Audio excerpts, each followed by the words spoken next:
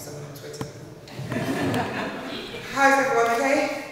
Yeah. Welcome to the Hackney Giving night. I've been to one of these things before. It's really amazing. You do a great job and raise quite a lot of money for really, really good causes. There's quite a lot going on at the moment. Are we all quite excited about the election? Yeah. We are? This guy's like, sort of. Do we know who we're voting for? Got any UKippers? Yes, definitely. Yeah, me too. Labour. I actually get booed for that sometimes when I say that I support Labour. I'm kind of like of the mind, what other option is there for a black woman in this country today? And I do loads of gigs for Labour, and this guy was going, you shouldn't do that. I was like, well, what do you want me to do? Do you want me to go and do a gig for UKIP and as an encore deport myself? What am I actually meant to do? UKIP is just such a strange phenomenon, like, all the stuff that they do, it's just becoming so mainstream. I did the first episode of that Brian show, and it was totally surreal. And they brought that woman, Roseanne Dawson, the woman who was on that show, Meet the UKippers, and she was on there saying she didn't like people with negroid features. So, as a treat to her, they brought her to the show next to me. Now, it was like the weirdest thing, because I don't know why she keeps saying it. It's like, can somebody please stop her? Every time she goes, she keeps saying it, and she keeps getting the same reaction. And she was going, oh yes, well, I wouldn't say, like about me, I wouldn't say Ava's negroid features make me uncomfortable, but put it this way, I don't want to be her friend. I was like, lady, it's not an option. I don't recall offering you any friendship. It was the weirdest thing, and when I saw her on BBC Two on Meet the UKippers, right, she was sitting there saying this rubbish again, and even her dog was like, like, Dr. Dolittle was here now, he'd be translating, your dog is saying, shut up! Stop doing it. And it was such a weird show, like, the title of the show was, Is Britain Racist? And one of the people making the most sense on there was Jim Davidson. What is going on? Then after the show, Jim Davidson was having a word with me, you know, sort of mansplaining to me, and he was saying, you know, Ava, you'll understand what's going on a bit better as you get a little bit older. So, excuse me? I went, no, I'm grown. He went, yes, I know. I mean, you're technically an adult. You just need to get a bit older and you'll understand what's going on in the world. I was like, mate, I'm nearly 40. And he went, oh my God, it's true what they say about you people, isn't it? Jim, you know, because it's not racist if it's a compliment. Absolutely crazy. So I'm kind of, yeah, I just think like at the moment, the way that, what's kind of depressing about this whole election campaign is just like how mainstream politics has shifted really right. Has everyone noticed that? I think it's like UKIP, like Farage is dragging everyone that way. I don't know why they're doing it. So you're having all these debates, and I got to do, because when you do comedy, you're often asked to do other things as well, like this. And like they often ask you to comment on certain social situations. So what happens is, whenever an issue is deemed to be black, they round a few of us up and give us a microphone and go say something. Hi, Mum, no, I got that. And so I did this debate, and I was quite wary about doing it. It was about immigration. It was called the Great Big Immigration Row. It was terrible. It was really, really bad. And I went, look, is this going to turn into a circus? And they went, no, no, not at all. We're taking this very seriously.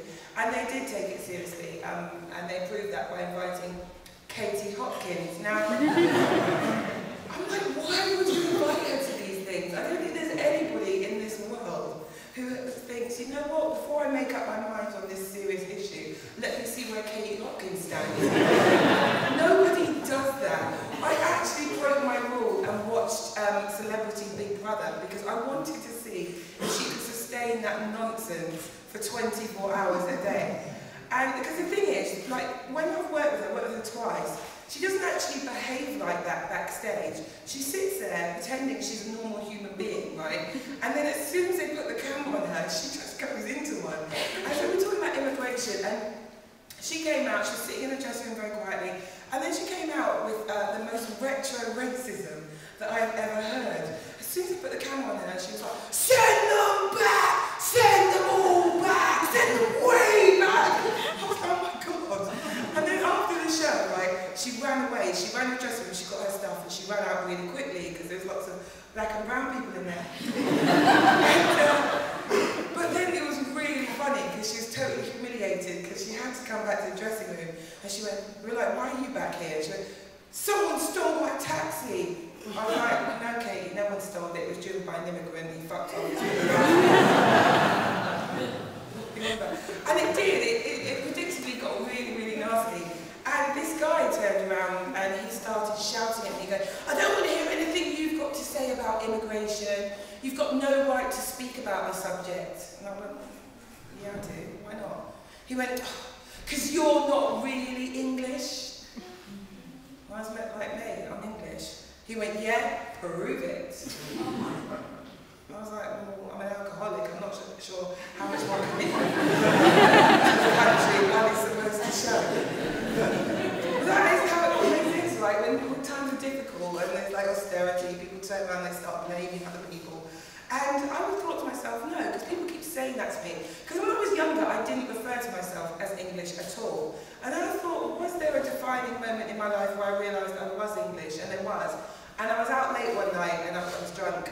And I was on my phone texting, so I wasn't looking where I was going. And I smashed face first into a lamppost. And then I said sorry to it. Man, you should be the Britishness test. But it's true, it's like every few years there's somebody different to blame. Right, there was Irish people, Jewish people, black people, Muslim people. I remember once I made this point and this guy goes to me, yeah, but I'm black and Muslim. I was like, oh, you're fucked. But it's true, and like, is anyone else fed up with the anti-Muslim rhetoric that we're hearing at the moment? Yeah. I am bored of it. Can you just make it stop? And this is affecting people's real lives. One of my best friends is a Muslim woman and she wears the hijab, so she's visibly Muslim. And she walks down the street, people shout obscenities at her, call her a terrorist, they grab her veil. We were actually standing at a taxi rank one evening, we were minding our own business, and this woman that we didn't even know starts shouting across the road, going, oi, you! And we were like, who's she talking to? And she ran across the road, and she pointed in my friend's face, and she went, you, say sorry for 9/11 now.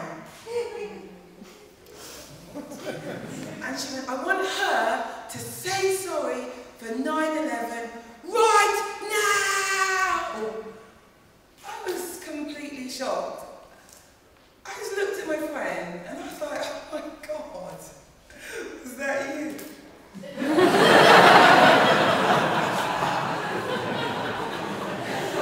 Oh, come on, you think you know something. That is shocking behaviour. School holidays is over again. Have we got other parents here? Thank God for that. Have we got you, other parents? Just hands up. I normally like when people shout out if they're a parent because I have worked out, I'm telling you, it's a science. I can tell how old people's children are by the enthusiasm in their eyes. Like, when you ask them if they have any, I promise you, you try this. Because if you say to someone, if you've got kids, and they're like, yeah, you can tell that kids are still quite young, they haven't had time for the hate giving. I have no such enthusiasm at all. I have like a 20-year-old and a 16-year-old. People are like, have you got kids? And I'm like, yeah, I've got kids. And what? You know, that's what I'm saying. They've beaten me down. And like, everything, when you're a comedian, people just assume that everything you say on stage is made up. And I had this guy come up to me after a gig, he was like, yeah, I bet you haven't got kids. I bet you made that up. I was like, sir, why would I make up something so tragic? I do, I generally have got 2 kids. Well, I say I've got 2 kids, I've got 2 kids that I know of. That was just unnecessary. I actually saw a male comedian do that once. I realised it makes no sense the other way around. I should probably just stop doing it. I have got a couple of kids. I don't know, well, an adult and a child really. My daughter, she's not speaking to me at the moment, which is it's great, I'm not going to lie. She had threatened to do it quite a few times. Right, she kept going on about it. She said,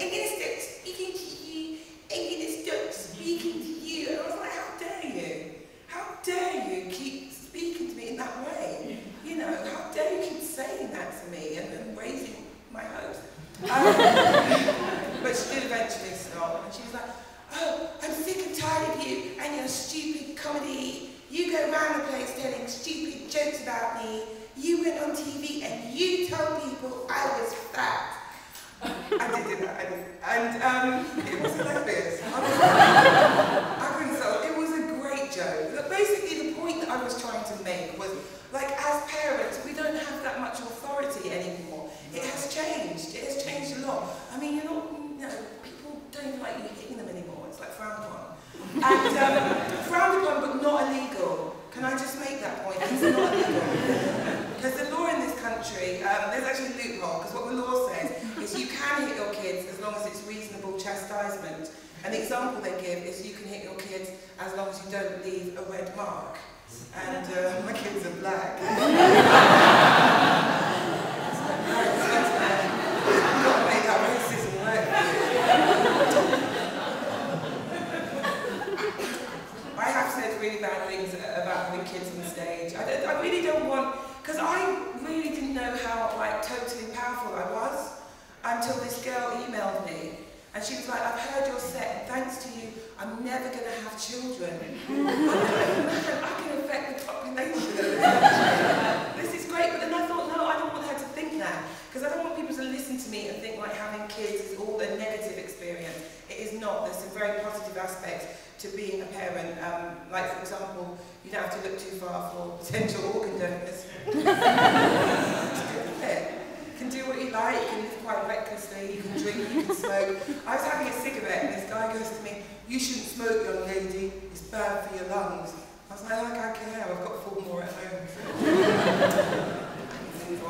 I have realised though, like having a daughter first and then having a son, like all these years I've heard people try to figure out why men are so messed up. Don't look at me like that, like you don't know. Like, I'm sorry, but men are, right? And I know what it is. I've solved the mystery. Do you want to know why men are so messed up? Yes. It is because of mothers like me. No, it's us women. We do it to ourselves. I promise you, right? Because when you're raising a son as a woman, you will have to go through something that, like fathers and daughters and mothers and daughters don't. At one point in your son's life, usually when he becomes the most annoying, he will actually also become physically stronger than you. And that is what happens. You don't realise when it's happening until the time when they challenge your authority. And I was sitting there watching something and my son was talking and talking. I went, oh mate, shut up or I'll knock you out. And he turned around without missing a beat. He went, yeah, right, Mum. I'd like to see you try. And he was right, I tried, couldn't do it. Because my son is like 6'2" now, he's a rugby player, and he's like 15 stone. And I was like, oh my God, this kid is much bigger than me. I have to maintain control of this relationship. How am I going to do that? Now I can no longer physically abuse him. And so what I realised I had to do, I was like, oh my God, I know what to do to keep him in line. I'm going to have to mess him up psychologically. That's what I do every day. And when they're about 16, 17, another woman comes along and you're like, here, take that. Good luck with it. I think the only way to break that cycle is to have a gay son, which I wanted. You can't request them, it's not how it works. I've heard people having the debate, is it nature, is it nurture, is it nurture, is it nature? It is, it's nature. If it was nurture, my son would be raving. I think my son is probably the only person who had to come home and apologise for being heterosexual. I was livid, I tried everything. I was like, what do you want about? He goes, oh Mum, you know that girl at school I really liked? Oh Mum, I asked her out and she said yes, she's beautiful. I think I love her. I went, yeah, she's alright, but what about Tom? He's like, Tom from rugby. I went, yeah, Tom from rugby. He's a nice boy.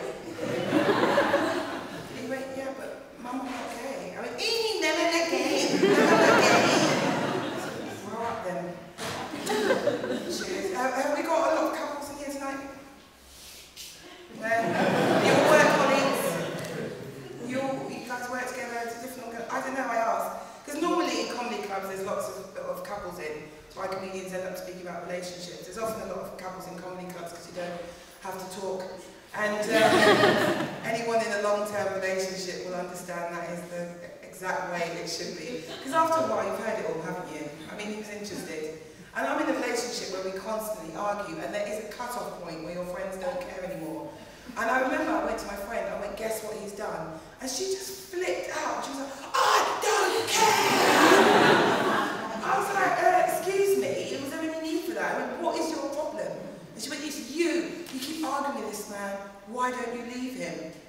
And I went, well, I could leave him, but then he might go out there and meet someone else and actually be happy, and that's all. So I stayed with him out of pure spite. And also, I don't want any more failed relationships. I've had some very bad relationships in the past. I used to go out with this guy who was quite violent towards me. And when I grew up and I saw women in that situation, I didn't understand it. So I thought, why don't you just leave? But having been in it myself, you understand it's about the other person eroding your confidence. So I threatened to leave occasionally. I go, yeah, I'm going to leave you. He goes, yeah, right. Where are you going to go? Who'd sleep with you? You're lucky I slept with you. Who'd sleep with you? Who'd sleep with you? Who'd sleep with you? He said it to me so many times in the end, and I thought, oh, I better get out there and find out. And I was okay. There was a few. There was like his best friend, his brother.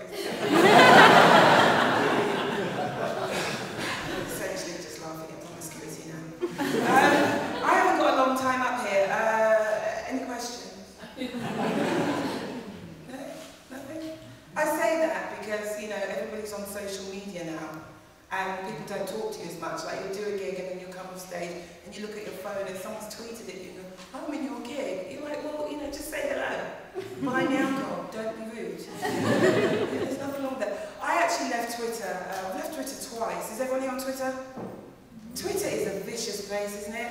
It is horrible. You do right not to be on it. It's horrible. I left twice because I don't want to boast or anything, but I was getting a lot of racist tweets. And I did. I thought, I'll leave Twitter.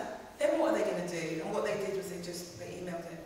And it was no longer limited to 140 characters, so essentially I made my own Mouth West. I just went back on. I got this email from this guy, and I think he was quite angry because the email was in capital letters and it was in red. And so I opened it, and it just said, I hate you! I hate everything about you!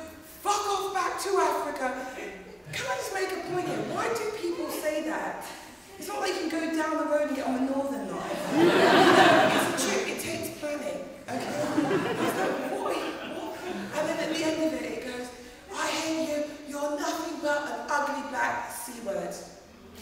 I know. I read that and I was hurt, you know, that he thought I was ugly. It's just a little bit rude. Before I go, for the sake of balance, I will just share a bit of hate mail that I got from a black guy. And I need to do this for balance and hope the BBC will hire me again. I can't keep doing Channel 5. So no, this black guy sent me this email and he goes, look, could you stop speaking about racism on stage? It's not a laughing matter. So I sent back, I said, yeah, but comedy, we can explore all kinds of subjects and people can relate to it. He went, no, you stop it now. Because if you're joking about racism on stage, what that means to me is that you do not know your history. Did you know that white people went to Africa and they stole everything of value, like diamonds and gold? And I went, well, yeah, but I've been watching hip-hop videos on MTV. We got most of it back.